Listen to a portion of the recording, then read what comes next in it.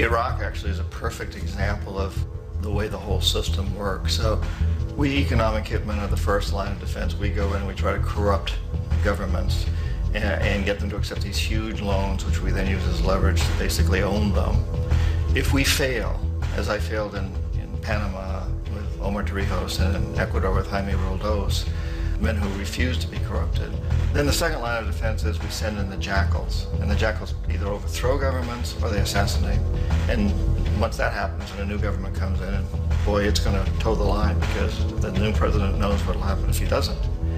In the case of Iraq, both of those things failed. Economic hitmen were not able to get through to Saddam Hussein. We tried very hard. We tried to get him to accept a deal very similar to what the House of Saud had accepted in Saudi Arabia, but he wouldn't accept it.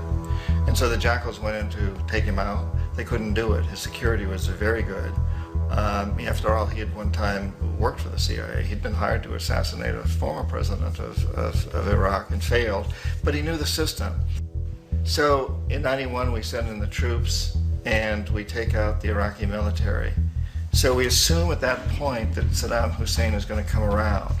We could have taken him out, of course, at that time, but we didn't want to. He's the kind of strong man we like.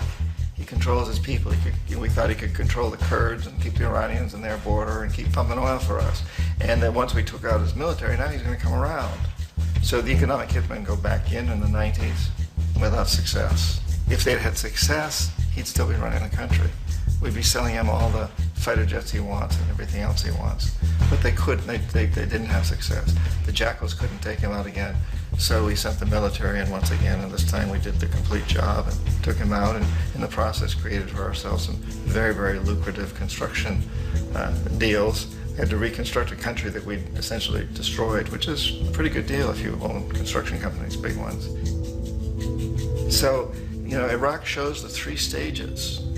The economic hitmen failed there, the jackals failed there, and as a final measure, the military goes in.